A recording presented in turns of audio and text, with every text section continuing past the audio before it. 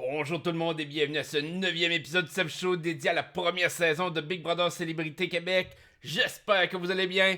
Avant de commencer, comme toujours, si vous voulez vous abonner à la chaîne, activer les notifications, m'ajouter sur Twitch, sur Facebook ou laisser vos commentaires, tout se trouve sous la vidéo.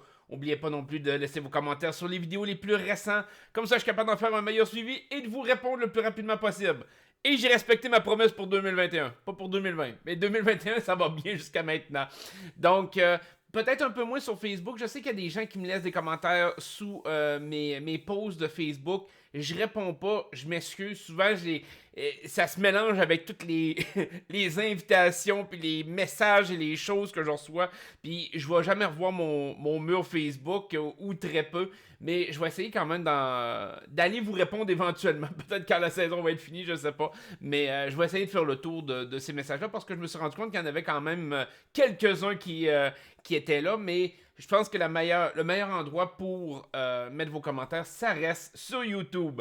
Donc, première des choses que je voulais vous dire, je tenais à m'excuser, même si c'est pas de ma faute, même s'il y a eu un léger problème technique la semaine dernière avec la vidéo. Certains d'entre vous ont malheureusement tombé sur une vidéo remplie de publicité.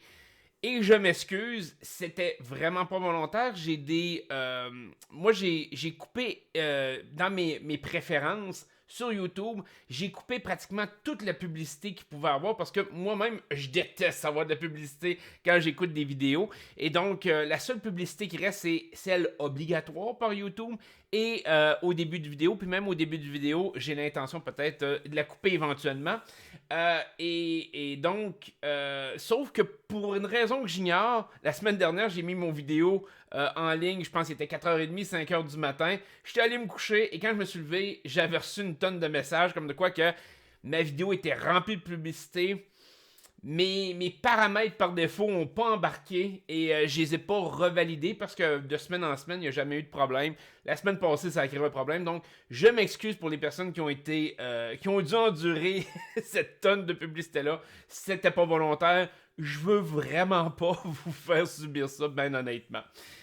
Donc, je m'excuse.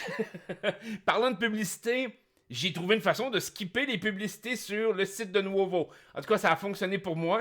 ça l'a écourté énormément les épisodes et ça les rend beaucoup plus pertinents, je vous dirais. Donc, je faisais des petits clics juste avant que la publicité arrive et tout de suite après la publicité, la petite ligne jaune. Et ça skippait la publicité. Donc, si vous voulez skipper la publicité sur Nuovo, en tout cas, ça a fonctionné pour moi cette semaine. Je sais pas si c'est un bug ou j'ai juste été très loqueux, mais ça l'a fait sur tous les épisodes. Donc, sur les 5 épisodes que j'ai écoutés. Si vous voulez skipper la publicité, gâtez-vous. Fait que si vous êtes rendu à skipper les précédemment dans Big Brother, à ce soir dans Big Brother, le générique de fin et les publicités, mais l'épisode dure à peu près 5 minutes. Fait que ça se fait quand même assez bien. Fait que, bon, pour en arriver plus dans le sujet en tant que tel de Big Brother, on a eu évidemment Emmanuel qui a quitté, sans grande surprise, c'était prévisible. Les autres joueurs ont respecté son choix. Et je trouve ça plate un peu, puis je comprends quand même que tu veux... Le problème, c'est le côté célébrité. Les gens, vu que c'est toutes des célébrités, ou du moins, on pourrait dire des semi-célébrités, là, des gens connus du public, on dirait qu'ils tentent à tout prix de se respecter les uns les autres. Il y a quelqu'un qui veut partir, il n'y a pas de problème, on va le laisser partir, puis on est zen face à son départ, au lieu d'utiliser stratégiquement le fait que quelqu'un veut partir désespérément, puis le retourner contre lui, c'est-à-dire que il y a eu dans le passé, autant à Survivor, surtout à Survivor, des gens qui voulaient quitter et entre autres, les joueurs s'arrangeaient pour ne pas éliminer la personne pour justement la blindsider et blindsider quelqu'un d'autre. C'est toujours quelque chose qui peut être intéressant à voir. Malheureusement, ben c'est pas le cas dans Big Brother Célébrité. Donc, Emmanuel, très prévisible, il a quitté. Je pense qu'il y avait quand même des bonnes chances de remporter à la fin. Je vous en avais parlé si c'était rendu jusqu'à la fin. Mais on voit que le poids du jeu était beaucoup trop intense. Puis, c'était pas un joueur. C'était quelqu'un qui était là juste pour le plaisir et pour encaisser son chèque à toutes les semaines. Donc, son utilité dans le jeu était pratiquement nulle. Ensuite de ça, évidemment, on a eu le challenge de patron. Kim qui a remporté. Il y a une chose que je me suis posé comme question, parce que, qu'on le veuille ou non, ça l'a jamais été dit clairement, parce qu'habituellement, il y a quand même des règles que des fois, on voit pas, des règles techniques que la production nous dit, parce que comme moi, quand j'ai été dans Love Story, des fois, à l'approche d'une compétition, la production donne certaines règles qu'on voit pas nécessairement à la télévision. Donc des règles comme justement il faut pas aider les autres joueurs ou il faut pas agir de telle façon dans le jeu. Sauf qu'à la télé, ben coupe ça parce que bon, c'est un peu inutile. Des fois, le problème c'est que le public fait comme mais pourquoi que les joueurs ont pas fait telle ou telle chose? Puis finalement, c'est parce que la règle existait quand même dans l'épisode, à ce moment-là, mais c'est juste que la production ne l'a pas explicitement dit dans la quotidienne. Ça prenait du temps pour expliquer et tout.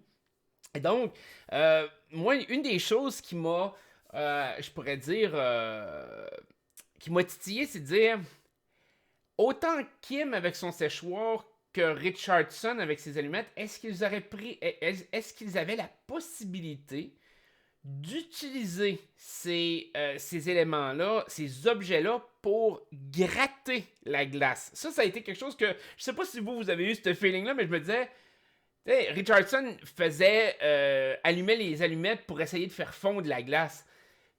Mais ultimement, ça reste quand même du bois. Potentiellement, il aurait peut-être pu gratter. Je vous dis pas que ça aurait été un succès magistral, mais ce qui aurait pu gratter de la glace aurait pu être intéressant. Même chose avec Kim. Kim, ça aurait probablement été beaucoup plus, je pourrais dire, fructueux, vu l'appareil, de donner des coups à la glace avec un séchoir ou à essayer de gratter avec le bord du séchoir. Je suppose que c'était pas permis, mais j'aurais aimé ça voir quelqu'un l'essayer quand même. Je me serais dit, bah, au moins il a essayé. Je pense surtout avec les allumettes, parce que j'ai pas eu la sensation que la production avait signifié à Richardson que la seule utilité des allumettes était de les allumer pour faire fondre la glace. Ils ont donné des allumettes. Encore là, ils ont même donné un pot avec les allumettes. Est-ce que le pot pouvait être utilisé pour gratter la glace? Je veux dire, ultimement, puis peut-être que c'est pas la chose la plus brillante à faire, mais de casser le pot, d'avoir un pic fait en vitre et d'essayer de casser la glace, comme un pic à glace quasiment, mais avec un peu de verre. Je pense pas que ça aurait été très fructueux, mais avec des mitaines dans les mains, utiliser la vitre pour gratter la glace, ben, je me dis, il y avait une possibilité là. Mais comme je dis, la règle existait peut-être que il n'y avait pas le droit. Ou peut-être qu'ils ont pensé, puis la production a fait non, ça fait pas partie du privilège, ça, donc arrêtez ça. Puis on l'a juste pas vu à TV. Fait que, évidemment, Kim qui a remporté. Kim. Je suis pas capable d'aimer Kim. Je sais pas vous autres si vous l'appréciez, si vous voulez la voir gagner, mais je suis pas capable. Kim ne me rejoint pas du tout en tant que joueuse, en tant que personne dans l'aventure. Honnêtement, c'est comme... Je l'aime pas. Je l'aime pas en tant que joueuse. J'ai de la difficulté avec Kim. Au début, je trouvais, bon, son histoire, mon camp d'entraînement et tout, je trouvais ça un peu forcé. Honnêtement, il y a beaucoup de gens qui faisaient comme « Ah, oh, pauvre elle mérite. » Puis moi, personnellement, j'étais toujours comme « Ouais, mais j'aime pas ce côté de pitié-là dans un jeu comme ça. » Si tu l'utilises en étant conscient que tu utilises la pitié puis que c'est pour manipuler les autres joueurs, ça fait partie de la game. Ça, c'est correct. Mais d'essayer de manipuler un peu le public avec ça, j'avais de la misère. Mais je restais quand même positif face à elle. Mais plus j'avance, plus ce côté positif-là que j'avais par rapport à elle, cette vision positive-là, que t'es neutre positif, là, on pourrait dire, s'évanouit, puis ça devient un mouvement, un sentiment plus négatif qui est en train de naître des actions de Kim. Parce que le problème, c'est pas... Je parlais avec certaines personnes de tout ça dernièrement et les gens disaient, ben, tu sais, pourtant Kim, elle joue le jeu, puis c'est pas le fait qu'elle joue le jeu, puis je veux que ça soit clair. Si Kim trahissait tout le monde et mentait et se foutait de tout, je vous dirais, ça me dérange pas. Au contraire, je dirais, bon, ben, écoute, elle joue, elle est bagarreuse, elle veut. Fait que moi, ça serait positif pour moi de voir ça. Le problème, c'est qu'elle vit comme dans un certain déni envers elle-même. Elle dit qu'elle joue rough, qu'elle est prête à trahir tout, mais là, on la voyait au début, elle braillait, puis elle allait au confessionnal pour nous bullshiter de « Je suis pas une personne comme ça, puis je suis pas ci, puis je suis pas ça ». Là, elle arrive, elle fait encore exactement le même pattern, elle est bossy en tant que patronne, et là, elle critique Kevin sur les décisions que lui prend. Comme, il nous trahit, c'est inacceptable. Comment que. Puis là, elle se sent comme offusquée de ce que Kevin est en train de faire, alors qu'elle-même le fait. Puis elle le fait bien plus outrageusement. C'est-à-dire qu'elle a trahi du monde qu'elle n'avait pas besoin de mentir ou elle n'avait pas besoin de rien faire. Kevin a été assez honnête par rapport à ses actions, puis en plus, c'est envers quelqu'un que, oui, bon, il est peut-être amoureux d'elle ou envers Camille, on s'entend, mais ça reste quand même que Camille pas Camille, mais Kim est comme dans un côté que elle a le droit de le faire à n'importe qui, puis c'est acceptable, mais elle, quand elle subit, là, c'est la pire. C'est comme si c'était la pire chose qui pouvait arriver, puis que c'était inacceptable, puis après ça, elle dit qu'elle est pas de même, mais elle-même. Fait toutes ces contradictions-là, toutes ces speeches de merde, qu'elle mêle la moralité, qu'elle mêle l'affaire de on est une équipe, elle a trahi ses équipes. Je sais pas, je me sens pas bien. Puis ce qui me fait. Tu sais, si elle jouait avec juste les joueurs, encore là, c'est fair game. C'est comme tu peux dire ce que tu veux aux autres joueurs, ils jouent dans le show avec toi, t'as le droit de les bullshiter puis de le faire croire n'importe quoi. Le problème de Kim, c'est que j'ai l'impression qu'elle fait à nous autres aussi. Elle vient nous bullshiter dans le confessionnal, elle vient nous raconter de la merde, et ça, pour moi, ça passe pas. Et je sais pas, je l'aime pas. Je l'aime pas, j'ai comme... Je pense qu'elle mélange beaucoup de choses entre la stratégie dans le jeu face au coup bas qu'il faut qu'elle porte versus le fait que... Puis là, je vais donner du crédit à Jean-Thomas. Je pense que Jean-Thomas peut jouer sale, sait qu'il joue sale, sait qu'il trahit du monde, qu'il joue émotionnellement avec des gens, et quand il y a des gens qui le font par rapport à lui, il respecte ça. Donc ça, c'est un aspect positif de Jean-Thomas. Il a pas l'air de le prendre personnel. Quand Kevin fait son move, Jean-Thomas, c'est comme « Oh, c'est pas si pire, c'est pas grave. » Quand Lisande a essayé de faire son move, « Bon, c'est pas grave, mais je vais porter le premier coup. » Il est capable de relativiser cet élément-là en se disant « Ben, moi, j'y ferais. » Fait que je comprends qu'ils veulent me le faire. Kim a pas cette marge-là. Kim a pas cette vision-là, puis je trouve ça désagréable pour nous autres en tant que téléspectateurs. Je l'aime pas en tant que joueuse. Elle est peut-être extraordinaire en tant que personne à l'extérieur, mais juste le fait qu'elle se contredit autant, puis qu'elle semble nous bullshiter, nous autres en tant que téléspectateurs, avec tous ces speeches où ce qu'elle pleurait, puis je suis pas une personne de même, puis ci, puis ça, puis j'ai de la misère. J'ai aucune sympathie envers elle. Puis sincèrement, j'aimerais ça qu'elle se débarrasse. Qu'elle débarrasse la maison. J'aimerais ça qu'elle perde. Ça serait juste une superbe conclusion de voir Kim se faire éliminer. Ce qui serait encore plus drôle, ce serait que ça serait quelqu'un comme François Lambert ou Jean-Thomas qui acclenche. Ça serait épique, ça serait merveilleux. Ça va-tu arriver? Je le souhaite, mais je suis pas convaincu. Donc bref, ça c'était ma vision un peu sur Kim. Je veux qu'on garde parce qu'il va y avoir... je vais vous parler probablement de Kevin un peu plus plus tard. Là, je parlais de Jean-Thomas il y a quelques secondes. Puis je veux... Quand je vous faisais une critique de Jean-Thomas, c'était toujours entre sa vision du jeu versus son application du jeu. C'est souvent ça qui est, à mon sens, le problème. Il peut avoir une bonne vision du jeu et mal l'appliquer. Et je vais vous donner un exemple extraordinaire cette semaine qui est survenu, qui vous a peut-être pas marqué vous, mais que moi, ça l'a démontré le manque de jugement, le manque de rapidité de jeu que dans le jeu de Jean-Thomas, là, dans la stratégie de Jean-Thomas. Donc, c'était le moment où Jean-Thomas était avec Kim, je crois, peut-être même avec François Lambert dans la salle de patron. Puis là, Jean-Thomas regarde Kevin et Camille qui parlent ensemble dans le walk-in. OK? Et puis Jean-Thomas, de façon très logique, super stratégique, dit que plus Kevin puis Camille vont se jaser, plus Kevin va avoir le goût de sauver Camille.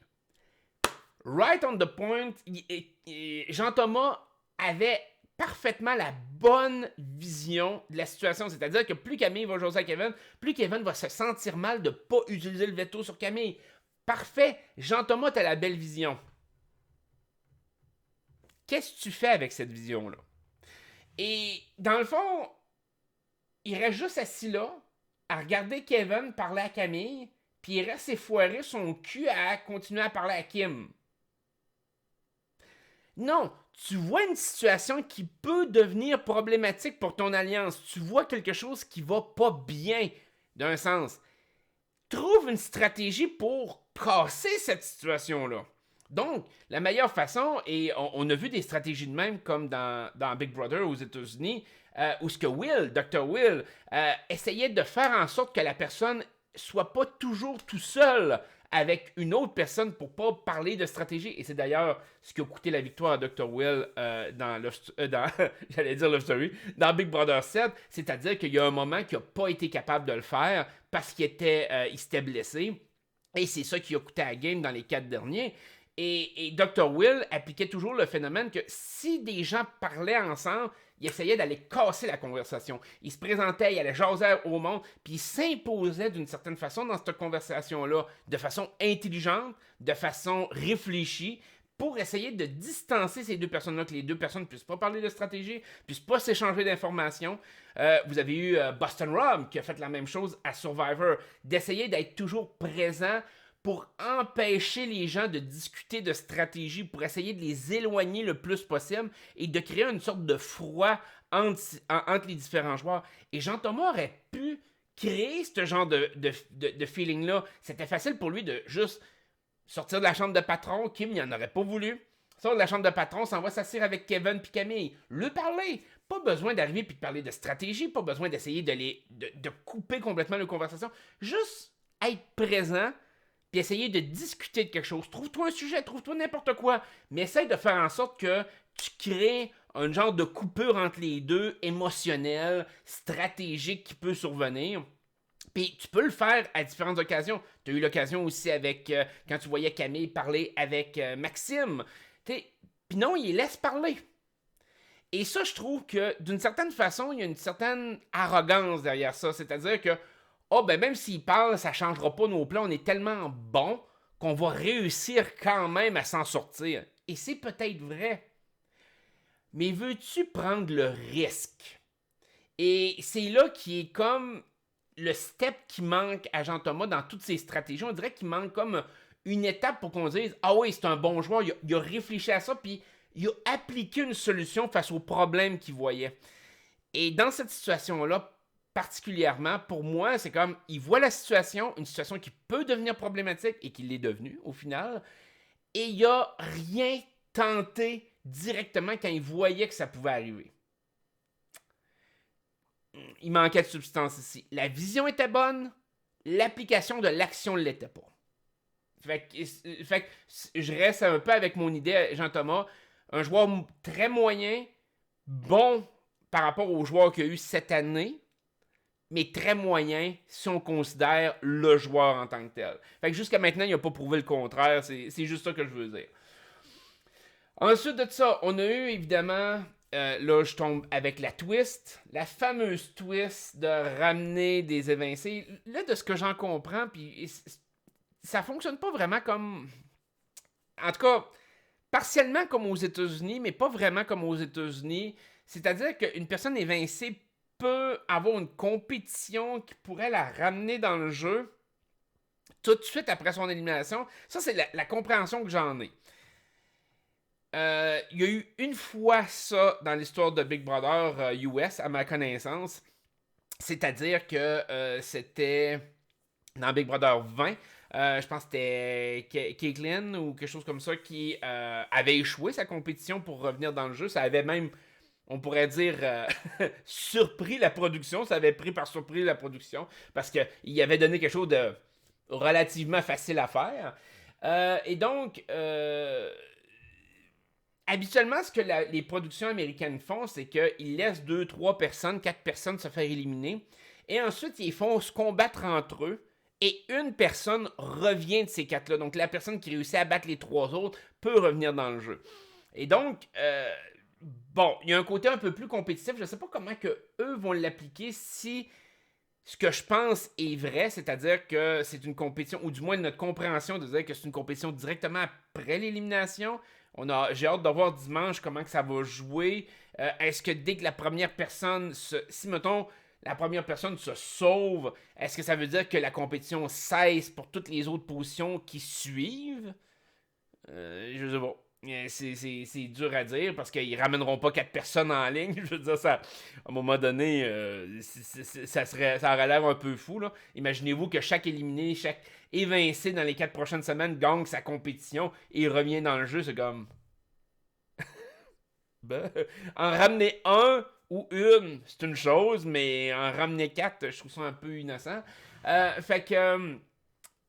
Moi, personnellement, de cette twist-là, je trouve que c'est une twist de merde, surtout rendue aussi loin dans le jeu. Encore là, c'est une twist pour essayer de rendre le jeu intéressant. Honnêtement, c'est une twist désespérée. Moi, je le vois vraiment comme ça. Je sais pas comment vous l'avez senti, mais pour moi, c'est comme la production se garde une marge de manœuvre de dire on veut se garder un joueur qui est aimé du public. Là. On va essayer de twister un peu les choses pour que peut-être que.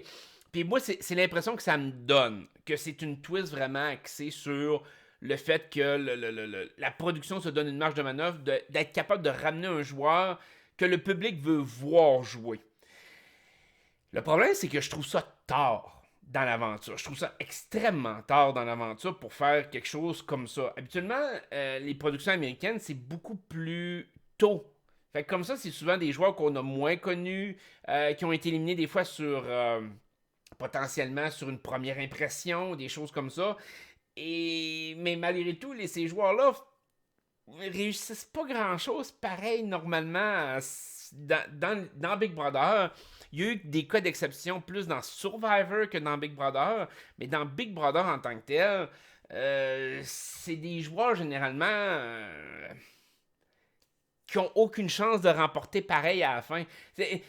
Si vous ramenez un joueur du début, puis que la personne revient, par exemple les 4 premiers éliminés qui reviennent en jeu, et ben, qu'il y a un de ces 4-là qui revient en jeu et qui change un peu la dynamique, il a le temps de reconstruire sa stratégie pour se faire aimer du jury et graduellement peut-être avoir une chance de remporter à la fin, soit par les actions qu'il va avoir posées, soit par le fait qu'il a été bien aimé, soit parce qu'il a gagné beaucoup de compétitions, il a été très stratégique, mais il y a du temps. Rendu à ce stade-ci, le temps commence à manquer à un joueur de repopper son image pour avoir une image de je suis victorieux à la fin après avoir été éliminé. On s'entend-tu que Maxime Landry aura beau arriver puis revenir en jeu, il gagnera pas plus le show. Puis ça devient un peu ridicule. Parce que quand c'est plus tôt dans le jeu, ben on peut se dire on va voir si la personne va changer son attitude, va changer sa stratégie pour essayer de gagner rendu à la fin. Parce que tu pars avec un très gros désavantage pour remporter la victoire. Parce que à la fin, peu importe contre qui t'es, ben l'autre personne à côté de toi peut très bien dire ouais, ok, j'ai peut-être pas eu un jeu parfait, mais lui, son jeu était tellement à chier qu'il a été éliminé. Puis sincèrement, moi en tant que juré, ça me convaincrait. Moi, je suis comme, ben, t'as été éliminé, mon boy. C'est mal valeur. T'as perdu. Selon les règles traditionnelles, t'as perdu. Je veux dire, ils te ramènent pas une équipe qui a été éliminée des séries pour refaire les séries un peu plus tard. C'est comme, non, t'as été éliminé, t'as été éliminé. Logiquement, tu devrais rester éliminé. Là, la production veut faire ça fort probablement pour, au cas où, qu'un favori se fasse sortir, pour essayer de créer quelque chose, mais ils l'ont très mal appliqué. C'est-à-dire que, premièrement, le dévoiler aux joueurs avant que ça arrive, pour moi, c'est un non-sens. C'est comme, les joueurs ne joueront plus en fonction de on va éliminer des joueurs stratégiquement, puis les joueurs vont être éliminés pour de bon. Là, ils jouent en fonction de dire ah, ben, il y a quelqu'un qui va qui va revenir dans le jeu. Fait on va être encore plus fin, puis on va jouer encore de façon plus conservatrice pour être sûr qu'il n'y a pas de merde qui découle de tout ça. C'était pas déjà assez plate de même, ben la production, pour essayer de potentiellement sauver le cul d'un favori, ben rend le jeu encore plus plate. En plus, il le dévoile.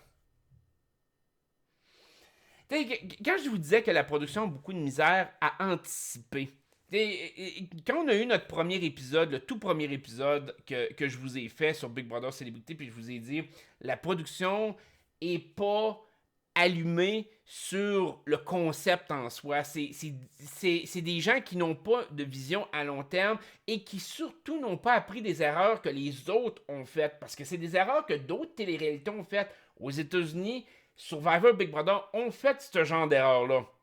Mais au moins, eux étaient les premiers à les faire. Fait que eux autres, ils n'avaient pas de... Ils pouvaient pas anticiper ce qui allait pouvoir se passer. Ici, ben, on avait quand même on pourrait dire de la jurisprudence, on avait quand même des antécédents qui pouvaient nous démontrer qu'une saison de célébrité, ça allait probablement être pas bon, qu'il y allait avoir des joueurs qui allaient quitter à la tonne, qu'il y allait... Toutes des choses que je vous avais dit avant même que la saison commence. C'était prévisible. Puis oui, peut-être que ça aurait pu virer autrement. Mais tu jouais contre les statistiques que ça arrive. Et la twist, c'est un peu la même affaire, c'est brouillon. C'est comme, hey man, ça se peut que nos favoris se fassent éliminer back-à-back. Faut qu'on se garde une marge de manœuvre, faut qu'on mette une twist d'un coup qu'il y a un favori qui se fait éliminer, puis qu'on peut le ramener. Et là, ça amène l'autre dynamique que je trouve qui est, à mon sens, inégale, puis je vous dirais un peu chienne que la production peut mettre en place. Et c'est-à-dire que, dépendamment de qui est éliminé, ben ultimement, tu peux agencer ta compétition comme tu veux. Exemple. Admettons que la compétition de dimanche, c'est l'histoire des œufs avec une cage, qu'il faut que tu amènes tes œufs et que tu tires puis fasses tomber tes lettres. Et tu sais que c'est Maxime Landry qui se fait éliminer.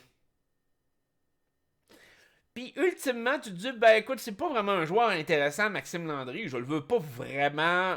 Je veux pas vraiment qu'il reste dans le show ou qu'il revienne dans le show. Je m'en fous un peu. Ben, c'est facile d'arriver de regarder le temps que Maxime Landry a pris sur la cage la première fois, puis de mettre un temps beaucoup moindre pour réaliser l'épreuve. Comme exemple, admettons que Maxime Landry a eu de la misère à faire tomber une lettre en 40 minutes. Ben, tu peux mettre la compétition et dire, ben écoute, il faut que tu réussisses en 10. Mais c'est la production qui décide le temps. En 10 minutes, il faut que tu aies fait tomber tes 2 lettres. Puis Maxime Landry pourrait, hypothétiquement parlant, réussir. Mais logiquement, il ne réussira pas. La production va avoir mis un barème que malheureusement, il ne pourra pas réussir ou fort probablement pas réussir. Alors qu'inversement, si c'est un joueur favori de la production qu'ils veulent voir revenir dans le jeu, ben ils peuvent agencer la compétition pour l'avantager grandement. Ils peuvent arriver et se dire, OK, bon, ben, telle compétition, par exemple, cette personne-là, ça lui a pris 10 minutes à la faire. On va y en donner 15. Et s'il réussit en 15, ben, ils vont venir dans le jeu. Et donc, c'est un peu dans les mains de la production de choisir qui revient dans le jeu. Donc, eux peuvent choisir, ils peuvent se donner la marge de manœuvre de choisir qui ils veulent voir réintégrer l'aventure.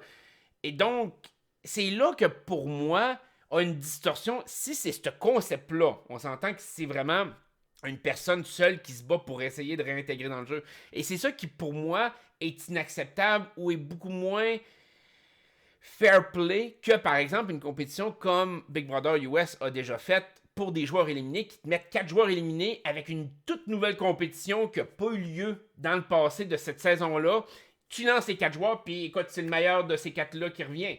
Et ça veut pas nécessairement dire que c'est un favori du public. Ça veut pas nécessairement dire que c'est quelqu'un que le monde veut le revoir ou même que la production veut revoir. Mais c'est fair. C'est beaucoup plus fair.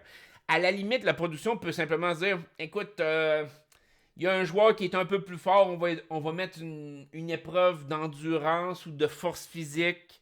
Des fois que ça l'avantage. Mais encore là, c'est très, très random. C'est très aléatoire. Et donc j'aime pas En tout cas, j'ai hâte de voir comment ils vont le faire. Mais jusqu'à maintenant, la twist me donne plus envie de vomir que d'autres choses, je vous dirais. C'est comme... Ok, vous êtes vraiment désespérés, là. Moi, mon feeling, c'est... Puis je vous en ai parlé dans les dernières semaines, j'ai dit, tu sais, si ça s'améliore pas, ils vont mettre une twist, essayer de ramener des joueurs, essayer de... Parce qu'ils sont désespérés. Et ils sont visiblement désespérés. Par contre, je suis surpris qu'ils n'ont pas intégré les joueurs du passé, fait que comme Rita Baga ou des choses comme ça, qui auraient pu ramener Geneviève Bond. Mais peut-être que ces joueurs-là sont même plus intéressés à jouer de toute façon. J'aurais beaucoup de difficulté à imaginer Rita Baga revenir avec toutes ses valises. OK? Fait que c'est peut-être juste purement le fait que les autres joueurs ont comme fait... Quand vous excluez le fait que Claude Bégin, Lisande, Emmanuel, Varda et Marie-Chantal ont toutes quitté, donc logiquement, reviendront pas, ben ça vous laisse très peu de choix dans les joueurs qui ont été éliminés de façon réelle. Geneviève Borne, Laurence, Jean-François, c'est ça. C'est à peu près les joueurs que vous avez du passé. Et je pense que Geneviève Borne ne retournerait pas dans cette aventure-là. Laurence, peut-être, pour se battre un peu. Rita Baga, je pense pas non plus. Fait que j'ai l'impression que c'est pour ça que là, ils font ça à partir de maintenant, pour ceux qui s'en viennent. Mais c'est l'application de ce twist-là que j'ai hâte de voir. Jusqu'à maintenant, c'est une twist que la production sait plus quoi faire. La production essaie de sauver la saison, puis ils n'ont aucune espèce d'idée de comment le faire. Puis je pense que au lieu d'avoir été proactif dans le passé, de créer des situations qui auraient pu chambouler la maison, ils ont laissé ça aller en espérant que ça devienne intéressant. Puis il y a des gens qui m'ont dit « Ah, cette semaine, ça a été un peu plus intéressant. » Je vous dirais « Oui, à cause d'une raison. » Puis là, je m'en vais sur cette raison-là. Et c'est notre cher ami Kevin. Sincèrement, cette semaine, j'ai apprécié voir Kevin. La semaine passée, j'ai été critique avec sa crise et ses affaires. Et là, je veux emmener une théorie. Puis ça reste une théorie. Est-ce que Kevin est plus brillant que ce qu'il a montré? Je m'explique. Avez-vous vu un peu le comportement de Kevin par rapport à son alliance, par rapport à Camille, par rapport à tout ce qui s'est passé dans la dernière semaine?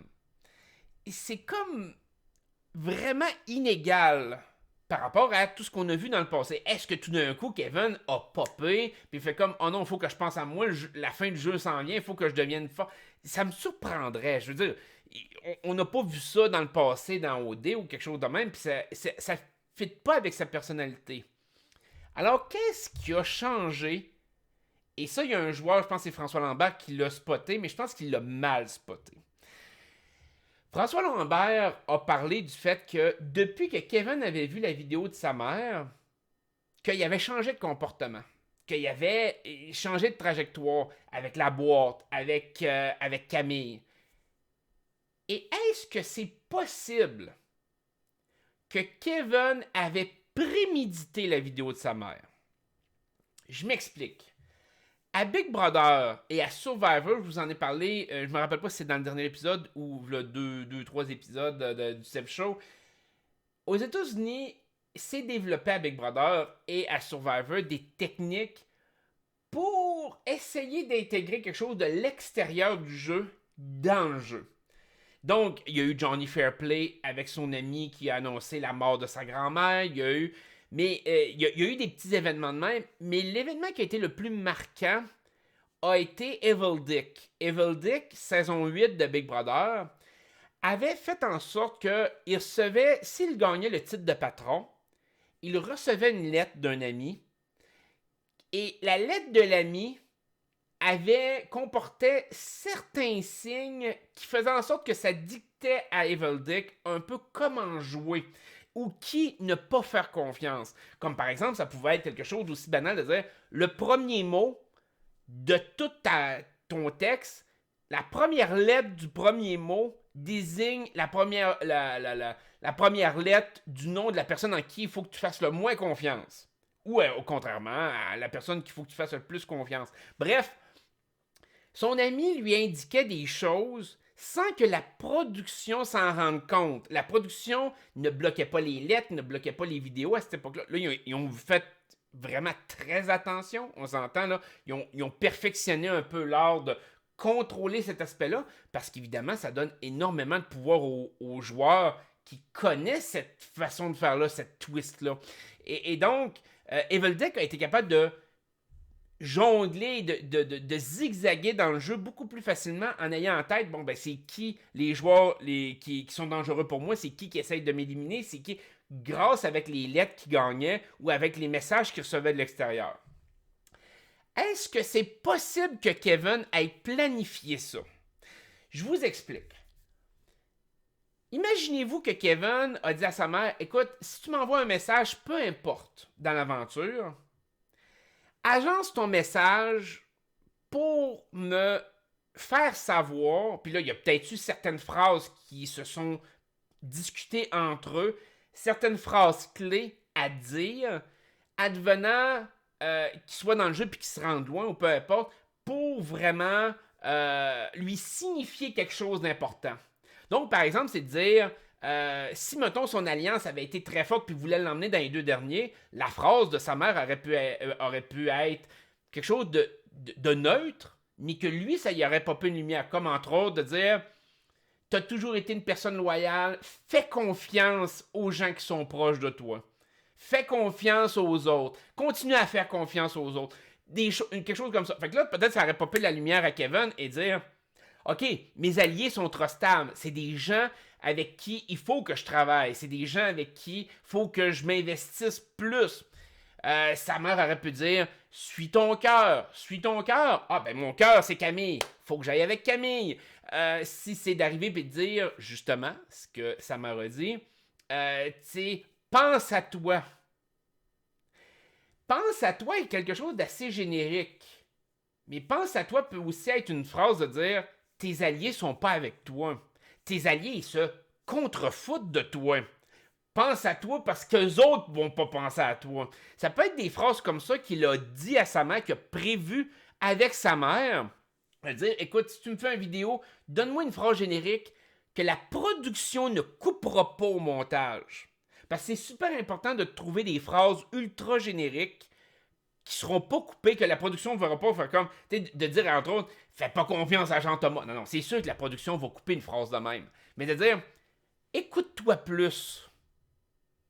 Fais confiance en ton cœur. C'est des phrases qui sont très génériques, mais peut-être que pour Kevin, ça pop une lumière. Et peut-être que Kevin a prévu de faire ça. Et là, ça fait en sorte que essayez de vous imaginer toute la situation actuelle. Est-ce que ça fait beaucoup plus de sens? Regardez je reviens avec l'histoire de la boîte de la semaine passée. Qu'est-ce qu'on a vu? On a vu Kevin qui a pété une note, il voulait avoir la boîte. Son speech est « Non, faut que je pense à moi. Ma mère m'a dit de penser à moi, je pense à moi. » Remettez le contexte là-dedans et rajoutez l'élément que le message que sa mère a laissé indiquait à Kevin qu'il ne fallait pas qu'il fasse confiance à ses alliés. Admettons que c'est ça. Pense à toi en premier. Faut que tu penses à toi. Ce qui veut dire que ses alliés sont pas de son bord. Il arrive à la table avec ce doute-là en tête. Et qu'est-ce qu'il subit à la table? Kim et Jean-Thomas qui n'approuvent pas le fait que Kevin aurait la boîte. Qui sont davantage du côté de Richardson. Imaginez-vous comment Kevin devait bouillir, si c'est le cas. Si cette stratégie-là est vraie. Là, Kevin est à la table et il se rend compte qu'il vient de se faire jouer par les deux autres, par son alliance depuis le début, puis il vient de se faire avoir complètement. Que sa mère, avec le message qu'elle lui envoie, c'est comme « Fais-le pas confiance à eux autres ». Et là, il est en train de rager. Et là, sa seule motivation, c'est comme Je veux la boîte parce que je suis peut-être en danger. Mes alliés, mes propres alliés vont peut-être essayer de me sortir.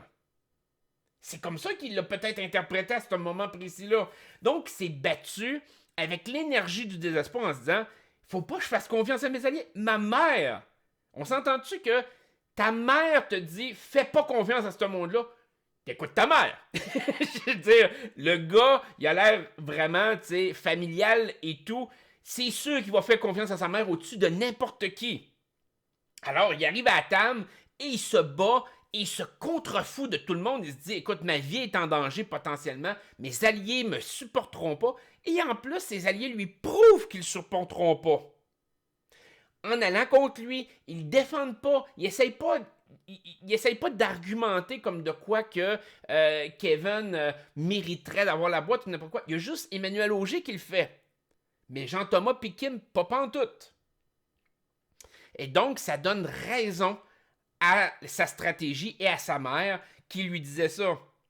Et donc, tout de suite après, de se rendre compte que finalement, et tu le vois qu'il rage, il s'en va au gym, il est frustré comme ça n'a pas de maudit bon sens. Mais je pense que la frustration, si on prend cette hypothèse-là en considération, la rage qu'il avait n'était pas le fait qu'il avait pas reçu la boîte. Ce que je trouvais enfantin comme comportement. La rage qu'il avait, c'est qu'il venait de se rendre compte que ses alliés se calissent de lui depuis des semaines. Ceux qui pensaient ses amis, ceux qui pensaient qu'il avait son bac depuis des semaines, là, il se rend compte qu'ils sont pas de son bord, pantoute. Ou en tout cas, moins que ce qu'il pensait, à la limite. Et que là, probablement que le message de sa mère lui indique clairement de « Fais-le pas confiance, ils vont t'éliminer avant. » Là, il se rend compte qu'il donne des pouvoirs à Richardson au-dessus de lui. Que là, ils sont beaucoup plus proches les uns des autres que lui il est en retrait. Il est frustré, il s'en va au gym, il se défoule. Il y a une haine profonde, puis là, il se rend compte de toute la bullshit qui s'est fait raconter, et là, on peut remettre ça dans la perspective comme de sa première expérience d'OD qui s'est fait remplir par Camille, puis des choses comme ça. À l'époque, pas la Camille d'aujourd'hui, l'autre Camille. Il aime les Camilles, faut croire. Mais ce qui fait en sorte que il sait qu'il paraît d'un cave, il sait qu'il a l'air d'un épais s'il a fait confiance aux mauvaises personnes encore une fois. Et donc, son comportement est beaucoup plus... pas nécessairement raisonnable, mais beaucoup plus logique. Parce qu'au début de semaine, quand je regardais ça avec cette perspective-là, de me dire « Ah, il est juste frustrant à cause de la boîte », je me disais « Man, le gars, il a aucun contrôle sur sa game, il est impulsif, mon Dieu, il est donc bien épais. » Et plus la semaine avançait, avec le petit commentaire que François Lambert a lancé, j'ai comme fait « Man, si le speech de sa mère lui donnait l'information nécessaire pour se rendre compte qu'il est comme la 5e ou 6e roue du carrosse, c'est normal qu'il réagisse de même. Parce que d'un côté, il peut pas montrer ni à la production ni aux autres joueurs que ce que sa mère lui a dit était une information privilégiée. Il peut pas le dévoiler. Il peut pas nous le dire non plus. Parce qu'à ce moment-là, la production va être frustrée, ils vont bloquer les messages, ils vont bloquer... Tu sais, lui, il s'est peut-être donné une marge de manœuvre pour pas que la production soit au courant de tout ça. Pour pas que les autres joueurs soient au courant de ça. Fait que la rage, il faut qu'il vive à l'intérieur de lui-même. Il peut juste péter une crise envers lui-même puis envers la situation. Puis tout de suite après, qu'est-ce qu'il fait? Sa mère lui dit de s'écouter lui, de se faire confiance et tout. Il se revire tout de suite de bord, il s'en va sur Camille. Immédiatement. Pourquoi? Parce que pour lui, Camille est l'autre solution. Et s'il s'écoutait, ben c'était elle qui était importante. S'il s'écoutait profondément, lui, en tant que personne, c'était Camille qui était numéro 1. Bien plus même que son alliance. Et donc, à ce moment-là, qu'est-ce qu'il fait? Il va à l'encontre de toute son alliance. Il s'en fout. C'est comme, moi, je le fais pareil. Mais il lui dévoile pas. Moi, je pense que on a vu toute la semaine Kim, Jean-Thomas, François, fait comme, il fera plus confiance, mais on va jouer avec lui pareil. On va faire semblant qu'il fait partie encore de nos 4, mais dans le fond, il en fera plus partie. Mais ultimement, je me demande à quel point lui, dans la tête de Kevin, et j'ai hâte de voir les prochaines semaines de ce niveau-là, à quel point Kevin n'a pas exactement la même pensée qu'eux autres, mais de façon inverse. Il ne fait plus confiance, puis il est prêt à les sacrifier puis à éclencher. Moi, j'ai l'impression que Kevin est rendu à ce stade-là. Et d'arriver puis de provoquer avec Camille, pour Kevin, c'est un gagnant-gagnant, dans le sens de dire, s'il sauve Camille cette semaine, ben la semaine prochaine, dans le pire cas de scénario, il se retrouve au balotage contre Camille, puis Camille va se faire éliminer pareil. Il se gagne une autre semaine quand même. Si par contre, lui ou Camille gagne le titre de patron, ben c'est un des trois autres qui va partir. C'est soit Jean-Tom, soit Kim, soit François. Là encore là, il est encore plus gagnant parce qu'il vient de se gagner probablement 2 semaines. Parce que Camille risque de se faire éliminer quand même au-dessus de lui s'il y a une élimination qui sont les deux au balotage. Donc, je pense que Kevin a réfléchi beaucoup plus à l'aspect game que la production l'a montré, mais je pense que c'est peut-être volontaire que Kevin n'a pas montré ses cartes comme ça, parce que ça indiquerait à la production que malheureusement, ben Kevin a peut-être reçu de l'information privilégiée qui provient de l'extérieur. Nous autres, on l'a vécu dans le 6. Mathieu Baron avait reçu de l'information privilégiée de sa mère, dans le sens que sa mère, il avait fait, vu qu'il connaissait le langage des signes, sa mère avait lancé un message avec le langage des signes en faisant comme non, ça va pas bien pour toi. Et ça a passé un peu outre côté de la production. La production ne l'a pas vu aller au début puis n'a pas coupé ça. Mais ça reste quand même qu'il avait réussi à le faire. Sa mère avait réussi à passer ce message-là de façon, je pourrais dire, sous-entendue. Puis ça avait guidé un peu ce que Mathieu Baron a fait dans sa dernière semaine, on pourrait dire. Fait que moi, je pense que Kevin a peut-être mis en place ce stratagème-là. Et si c'est le cas, sincèrement, là, Kevin serait un excellent joueur s'il avait pensé à quelque chose de même. Et surtout l'application, puis surtout s'il réussit à changer le vent de bord. Puis j'ai hâte de voir, peut-être que je me trompe complètement. Peut-être que Kevin c'est un nul, puis il a pas pensé à ça, puis il a réagi émotivement, puis il va se planter, il va faire éliminer Camille la semaine prochaine, puis il va faire comme je suis ami avec Jean-Thomas, Kim, puis François, puis je vais à la fin jusqu'à la fin avec eux autres. Peut-être qu'il était pas de même. Mais j'aimerais ça y donner le bénéfice que peut-être derrière cette façade-là de joueur un peu tout croche, Kevin a peut-être été plus brillant qu'on pense. J'aimerais ça. Je suis pas sûr que ça va arriver. Je suis pas sûr que c'est la réalité. Mais je trouve que c'est un beau scénario. Et surtout, c'est un scénario qui expliquerait tout ce qu'il a fait dans la dernière semaine. Objectivement parlant. Fait qu'en tout cas, j'ai hâte de voir Kevin. Kevin est devenu pour moi le joueur le plus intéressant de la saison. Kevin a pris la chance d'utiliser un veto contre tout le monde. Je veux dire, il y a des gens qui disent « Ah, c'est émotionnel, c'est parce qu'il tripe sur Camille, puis tout. » Honnêtement, le gars, il a l'air de vraiment avoir fait son deuil. Moi, j'ai l'impression qu'il l'a joué de façon beaucoup plus stratégique qu'on lui donne le crédit, mais il se cache en arrière encore de l'image. Du moins, c'est peut-être une perception, c'est peut-être une impression que j'ai de lui. Peut-être que c'est pas ça pantoute. Moi, j'ai l'impression que... Je vais vous expliquer un peu comment je le voyais, puis peut-être pas avec nécessairement la même finesse, mais vous vous souvenez dans le Love 4, à quel point je me suis caché en arrière de Mimo pendant un certain temps, puis tout le monde pensait que j'étais le petit chien de Mimo, que Mimo me dominait, me contrôlait, puis me faisait faire ce qu'il voulait. Alors que dans le fond, c'était complètement l'inverse. Et quand je regardais Kevin agir avec Camille, je me demande si c'est pas l'image qu'il veut transmettre aux autres. Il veut montrer qu'il est le petit chien de Camille. Il est faible, il est insignifiant, il est en amour avec Camille, puis il l'a été. Mais je suis plus sûr qu'il l'est là. Puis là, je me dis, il se cache peut-être en arrière de Camille parce que, premièrement, ça lui fait un très beau bouclier.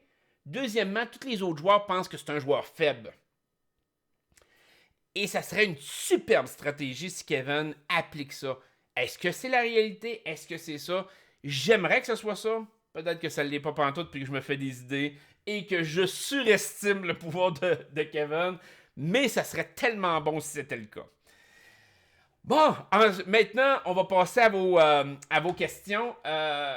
2 questions que j'ai eues sur YouTube que je voulais discuter. On a eu Valérie Fizet qui nous a dit « On louange l'abandon et la maladie mentale. Bizarre, est-ce que c'est partout pareil dans le monde? » Moi, c'est pas tant...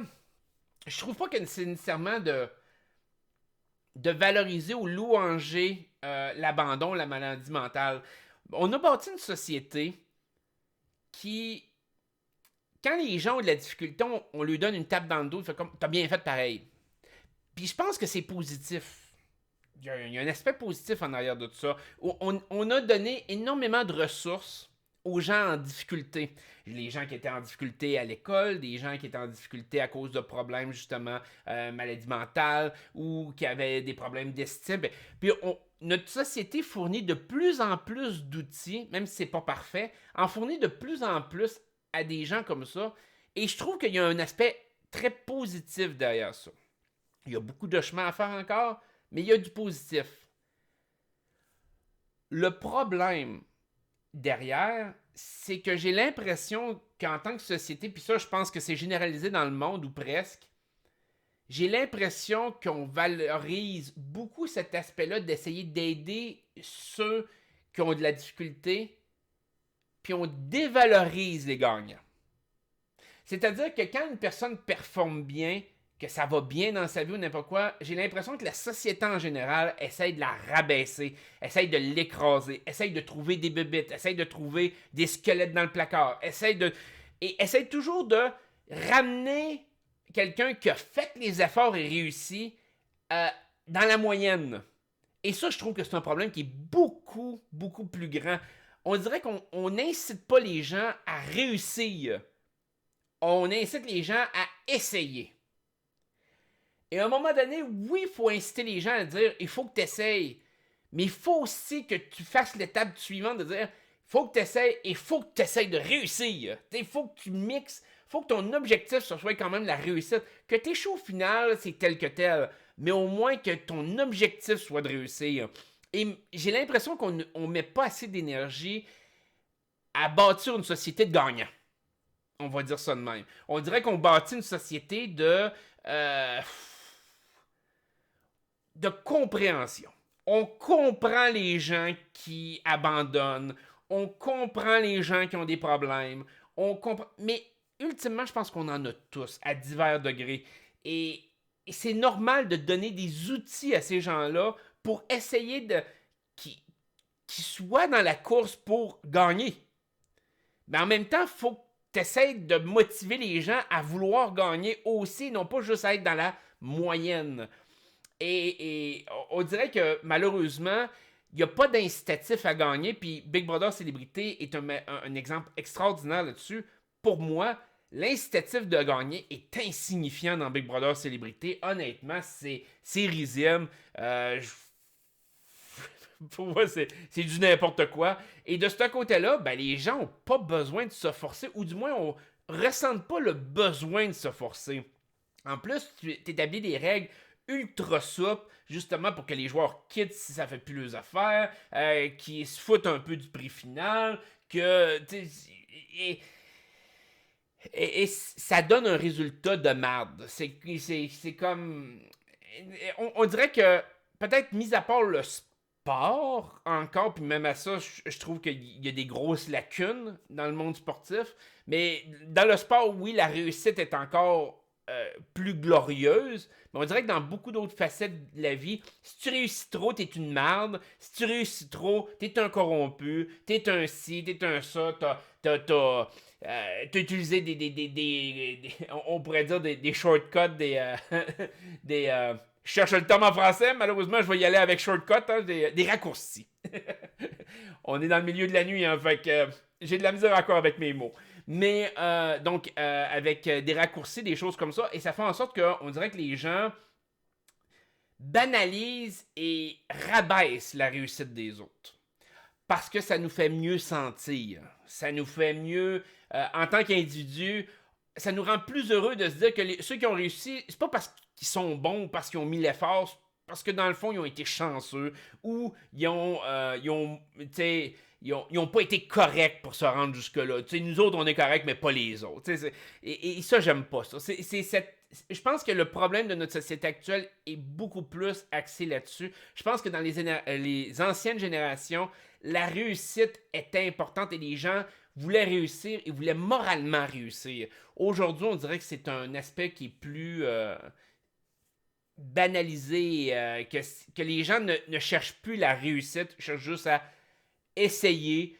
Puis si tu essayes, tu échoues, c'est pas grave, puis tu banalises l'échec. On pourrait dire ça de même.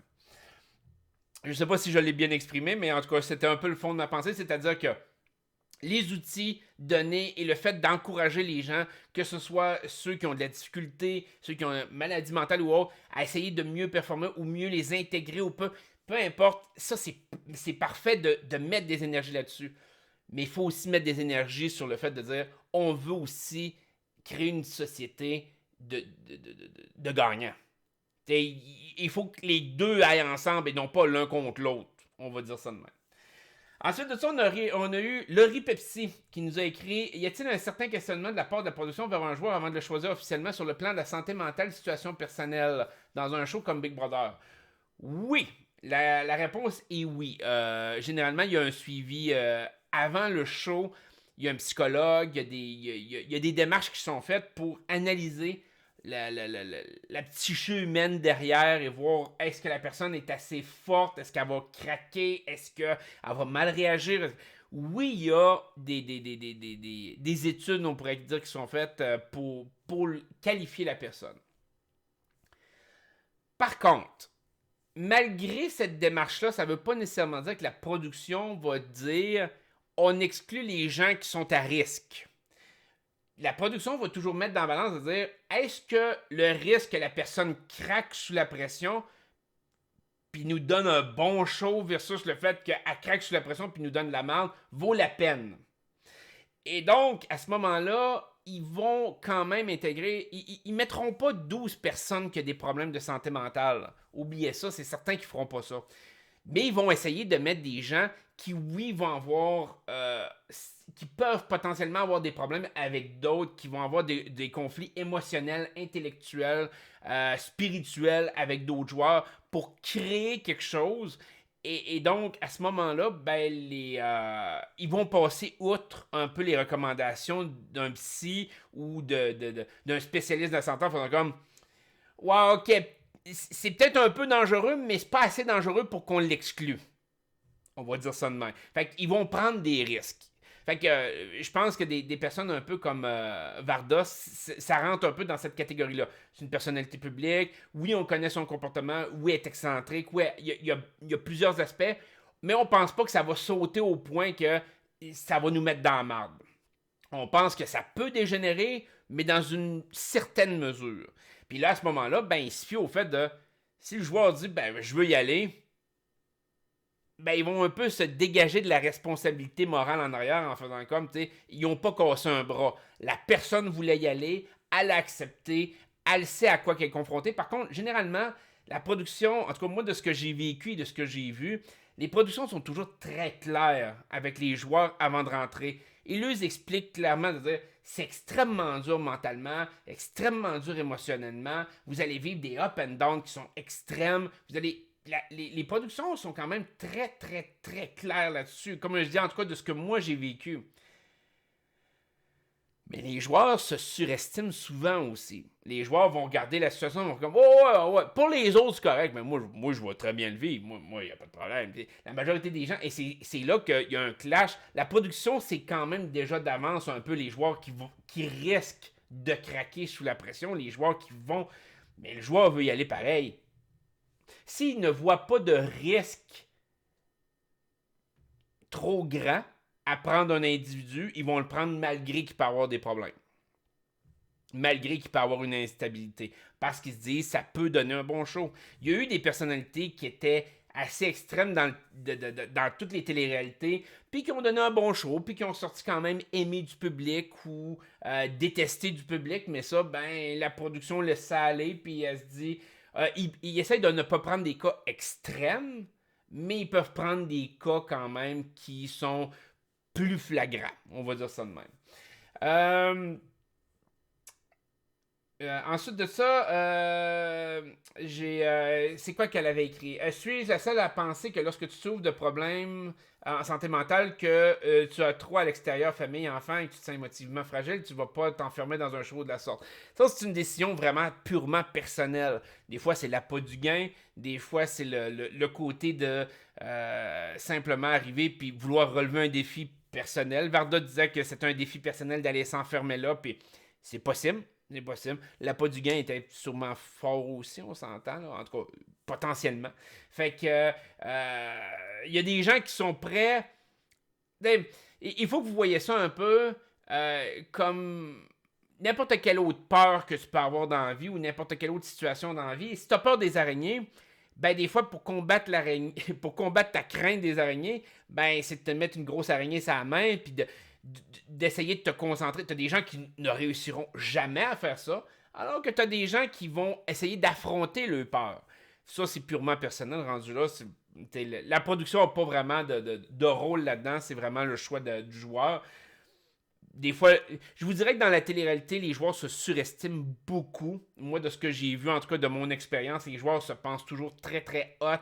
Les gens se pensent toujours très hot avant de rentrer. Et souvent, c'est l'après qu'ils se rendent compte à quel point que malheureusement, ils n'étaient pas à la hauteur de ce qu'ils pensaient, soit émotionnellement, soit stratégiquement, intellectuellement, physiquement, peu importe.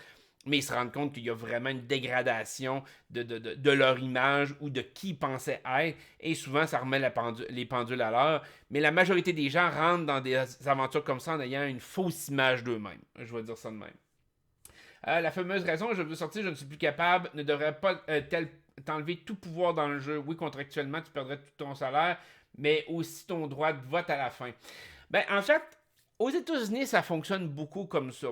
Quand un joueur décide de quitter l'aventure, habituellement, il n'a pas le droit de vote. Ça, aux États-Unis, ça fonctionne comme ça. Donc, dans Survivor, un joueur quitte, il revient pas. Même, puis l'exemple le plus flagrant a été à Winners at War. Donc, la saison où il ramenait tous les grands gagnants de chaque saison. Et donc, c'était une grosse saison. Là. Je veux dire, c'était une saison qui était très hypée, qui était très, très attendue aussi du public. Et vous avez eu Sandra qui a quitté. Et tous les joueurs ont voté à la fin, mais ils n'ont pas ramené Sandra. Sandra, ils l'ont laissé de côté. Non, tu as décidé de quitter, t'as quitté, tu fais plus partie de l'aventure. Ici au Québec, on est peut-être plus, je vous dirais, conciliant. En tout cas, je suppose. Peut-être aussi que les joueurs qui ont quitté ne voteront pas. On ne le sait pas encore présentement. Pour un pouvoir dans le jeu, ben, généralement, à partir du moment qu'ils veulent quitter, c'est parce que. Et puis c'est là qui est un petit peu difficile pour la production. Tant que le joueur n'a pas quitté l'aventure, c'est dur pour la production de vraiment anticiper le fait, est-ce que c'est stratégique? Est-ce que c'est un down temporaire, mais le joueur, exemple Maxime Landry, se reprend puis là veut jouer? Est-ce que. Fait que jusqu'au dernier moment, ça peut changer. Je vais vous prendre un exemple. La semaine dernière, Emmanuel Auger, pendant toute la semaine, c'est comme je veux partir, je veux partir. Et là, tout d'un coup, vers la fin de la semaine, c'est comme quand Kevin pète une note ou n'importe quoi, il revoit Jean-Thomas, il fait comme hey, finalement, là, j'y ai pensé, j'ai vu Kevin qui a pété une note, toute là. Je vais vous le donner la semaine de plus ou le 2 semaines de plus. Je veux continuer l'aventure avec vous autres. Clencher Kevin. Ben, crime, Kevin se serait fait éliminer. Et ça aurait pu être fait à la dernière minute, à genre la journée même du vote, là. Puis Kevin se serait fait éliminer. Donc, ce que je veux dire là-dedans, c'est que potentiellement, le fait de vouloir sortir ne veut pas nécessairement dire que tu vas te faire sortir. Donc, d'enlever le pouvoir tant aussi longtemps que tu t'es pas fait éliminer, je vous dirais que même moi, je serais un peu contre parce que c'est quelque chose qui peut rester intéressant pareil à explorer avec le jeu, avec les règles. Par contre, dès que tu es éliminé, oui, de perdre le pouvoir de vote, je suis d'accord avec ça. Aux États-Unis, ils le font. De dire, tu t'es sorti de l'aventure, ciao, bye, on veut plus te revoir. Il n'y a pas de problème en arrière de ça, en mon sens. Évidemment, bon, on est très conciliant ici au Québec. Fait que est-ce que ça va se faire? Ça ne fera pas. Qui va voter? C'est encore ambigu un peu avec Big Brother Célébrité. On a hâte de voir. Mais peut-être que c'est pour ça que il y a une distinction qui est faite à l'heure actuelle entre les joueurs qui sont vraiment partis sans vote, Donc, on pense à Marie-Chantal, on pense à Varda. Versus les joueurs qui ont attendu d'être votés pour se faire éliminer. Peut-être qu'ils vont trancher par rapport à ça, de dire, ben écoute, si t'as passé le vote, tu peux faire partie du jury. Emmanuel Auger s'est fait voter. Peut-être que c'est un peu cet aspect-là qui vont aller chercher. C'est dur à dire. On va le voir dans les prochaines semaines. Fait que, écoutez, je vais vous laisser là-dessus. Ça a été un bel épisode. J'espère que j'espère que ma vision de Kevin est la bonne. Sinon, je vais être vraiment déçu. Vraiment, vraiment déçu. Mais j'aimerais ça parce que ça donnera au moins un semblant de show pour ce qui reste de cette saison qui est assez ordinaire, merci, je vous dirais. Fait que je vais vous souhaiter une excellente journée. Prenez soin de vous autres, une excellente semaine. Et on se dit à la semaine prochaine. Bye bye.